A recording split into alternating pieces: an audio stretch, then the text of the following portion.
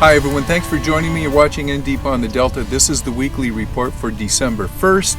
And if you're looking at me and you're thinking, hey, what happened to Steve? Did he get beat up? Was he in a car accident? Was he the victim of an assault? Is he fighting in the MMA? No, I'm fine. Don't worry about me. This is what it looks like when you've been fishing the Delta for the past couple weeks. And believe me, I have been beat up out here. So today we're going to change the format here on the show. I'll be talking about, I'll start off by talking about a couple of the videos that will be coming out in the next few weeks that you may be interested in. I will get right into the river conditions. I'll talk about what I've been doing out here, and then we'll get into the largemouth and the largemouth and the striper report. Okay, so with that, coming down the pipe next week, I want you guys to check out a video. It will be talking about the transition from fall to winter. We'll talk about locations, baits, getting set up, mindset, the whole works. We'll do a little video on that. And right now I am working on what I talked about last week, my end of the year grade and review of the Delta. So a couple of things. I want to, what this review will be is not only what I've been seeing out here, but I want all of your input for you guys that are watching the channel.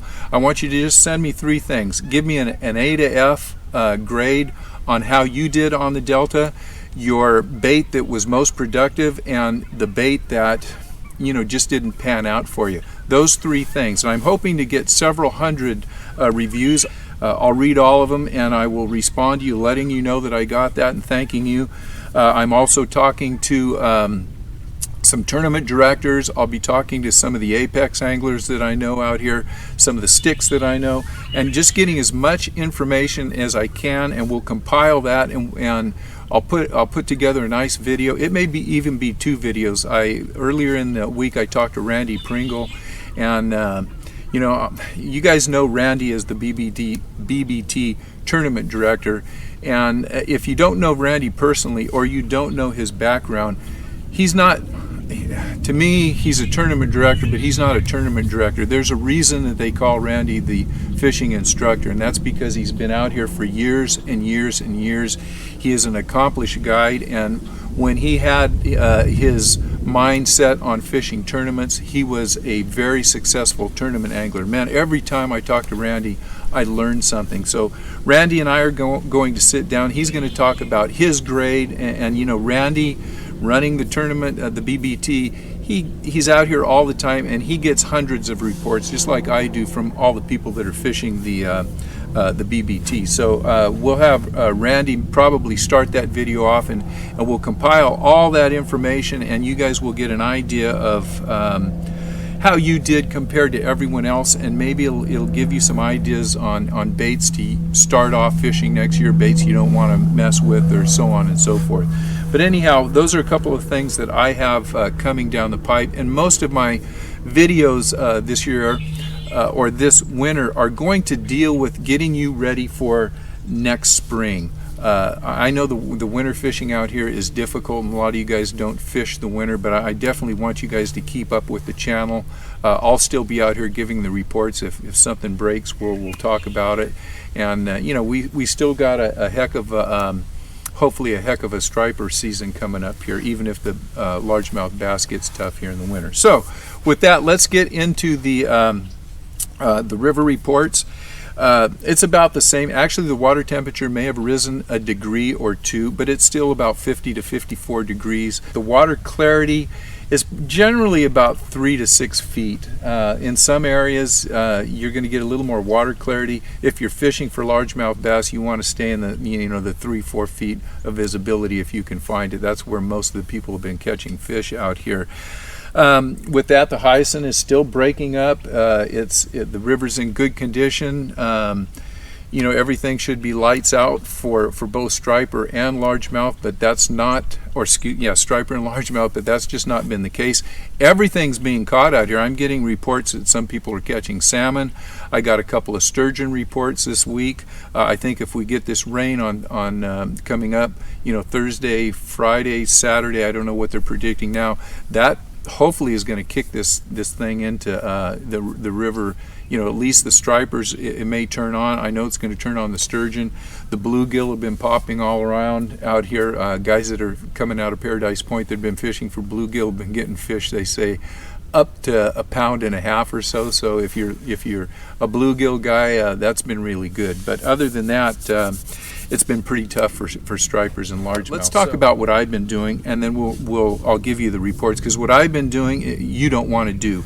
I've had a very difficult time catching fish out here the last week or 2 weeks, and this week I've concentrated on striper. I have not done very well. My first trip was Friday. I fished from the mouth of Disappointment out to Light 56, just on the other side of Prisoner's Point. I caught 2 fish, one about maybe just keeper size, one just under keeper size. I caught those fish on A-rigs. I did not have luck on jerk baits or lipless or even fish traps. I decided I was going to go out and try striper again, but I wasn't going to fish that area. I think it was Sunday. I went out with my son Nathan and our good friend who goes by the name of Fish King, and we went out and fished Liberty. Again, just super slow. I talked to Alan Fong. He had some information that there were some fish being caught out there. We decided to go out, and we fished around Liberty Island, all the inlets, inside, outside. We fished up and down the Sacramento River. We had a 2-fish day, one of them maybe about 5 pounds, the other one not even a keeper. We had maybe about 4 fish that came up and sniffed wake baits, and we were fishing everything that you can think of, including live bait, for a couple of hours out on the Sacramento River. Never got a sniff on live bait. We caught our fish on, hey, I was lucky enough to catch the 2 fish that were on the boat. That's a blessing for me. I caught those on fish trap and a lipless.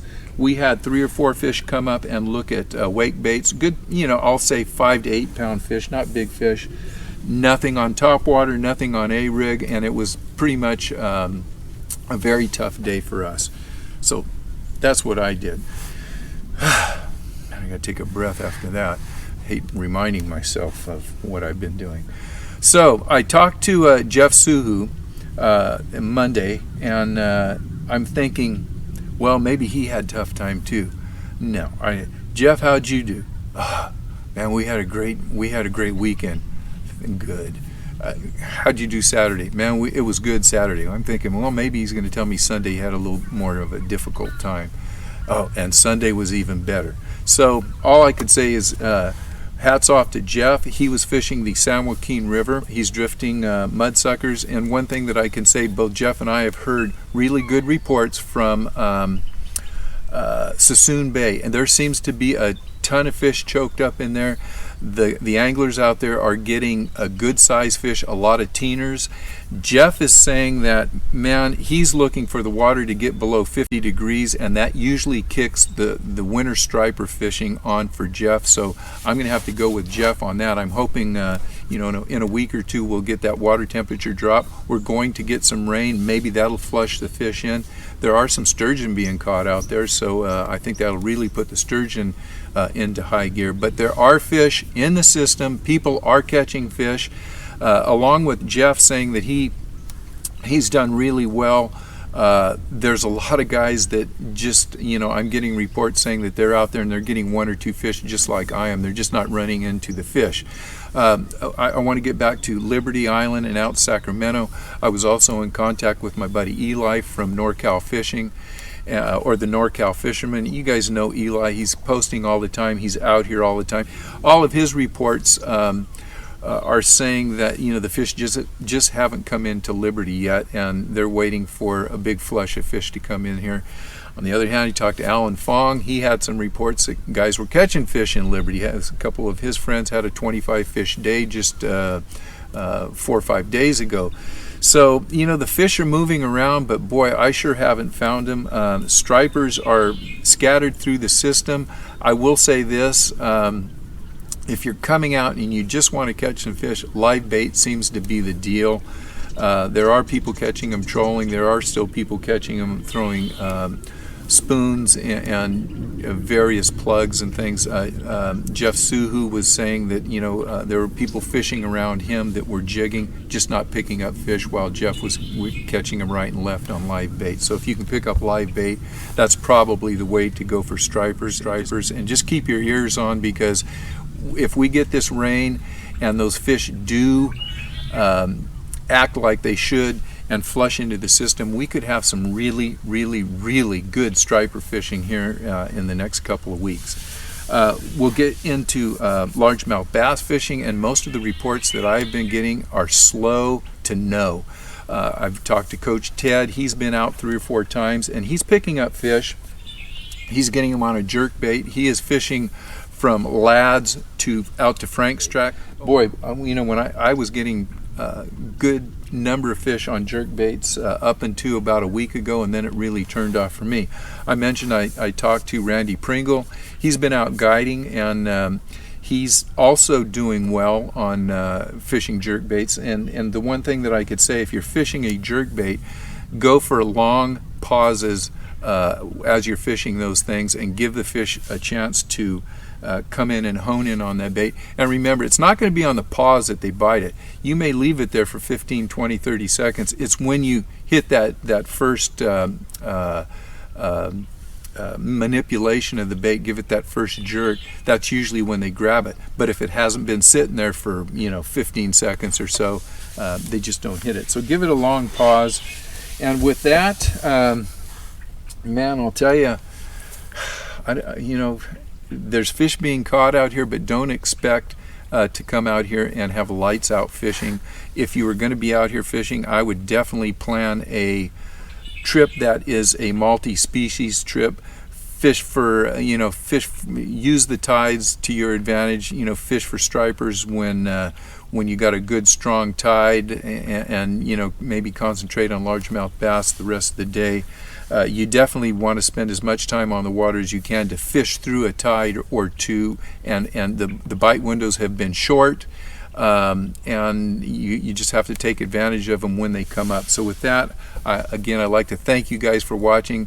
Stay with me. I will be posting reports through the winter, and I will be posting videos through the winter, and like I said, they will all have to do with getting ready for what's coming up this spring. So thank you guys for watching. Make sure you hit the like button, and make sure you subscribe to the channel if you're not already subscribed. So until next week, we'll see you guys on the water.